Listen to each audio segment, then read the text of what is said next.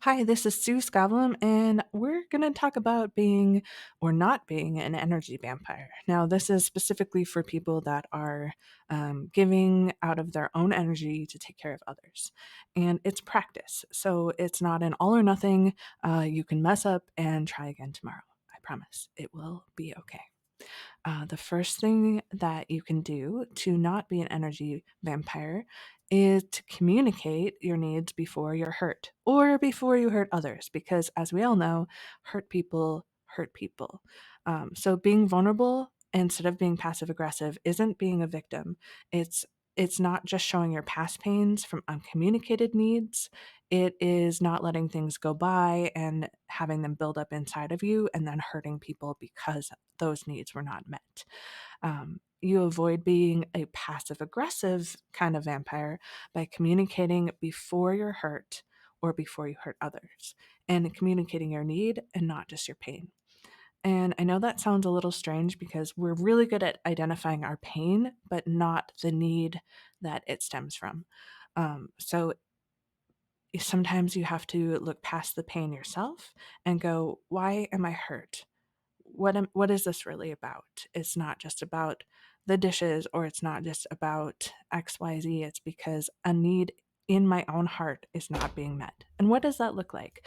Is it because you're not being respected or because you're not being appreciated or because you're not being heard or because you're not being seen? Those are all very real needs. And before you blow it off and being like, it's not a big deal, when those needs aren't met and they're not communicated and they pile up, it's that's where that lashing out comes from. It surprises you and it surprises other people because those needs were not only not met, but maybe you didn't know that they existed. Maybe you didn't recognize them, and no need is too small. No need is too silly. You look at those needs and go, I see you. And being able to communicate them, even if another person can't fulfill those needs, recognizing them and communicating them will help you not become a passive aggressive energy vampire. Okay, let's move on. Capturing moments that lead to rest. Okay, so the second energy vampire you have to watch out for, and not just watch out for others, but watch out that it doesn't happen in your own heart, is the envy vampire. Now, envy takes root when we don't have the rest that we need. Hear me out. When you're resting, when you're in a place of um, uh, a place where you can grow and you can create and you can feel like you have a sanctuary and you're safe and your soul is content, that contentment doesn't leave room for envy. And when I say rest, a lot of people in caretaking world laugh because there's not really a time where your attention is not needed or your time is not needed or your care is not needed because you are a full-time caretaker. But instead of that rest, which might currently be unattainable, I mean, take rest breaks, capture moments that lead to rest, chase those like you're chasing fireflies. I don't mean the pursuit of happiness. I mean, look for those moments that glow and find them and put them in a mason jar and let them light up your life. Okay, so you need you. You need you. You need you, not just the person that you're caring for, the little dreams in your heart, that the little moments that glow, that make you feel alive. That's the kind of rest that I'm talking about. So you have to chase it in order to get it, which seems a little bit crazy, but it's how rest works, and it's kind of an adventure to chase after that. So you avoid being the envious energy vampire or always jealous of other people's wins or support when you take time to meet your need to rest or to chase those fireflies. Okay, the third way to avoid being an energy vampire, and the third kind of energy vampire, is what we like to call the very thirsty vampire. It is the attention seeking, woe is me. I am giving all of the time. How come nobody sees me? And again, it's that need that's crying out And it's kind of strange, but this is you avoid being the thirsty vampire by hydrating and crying. So this is a lot of water energy that we're talking about here, which is kind of hilarious. Um, but look at your face right now. Take a moment and look at your face. Did you drink enough water today?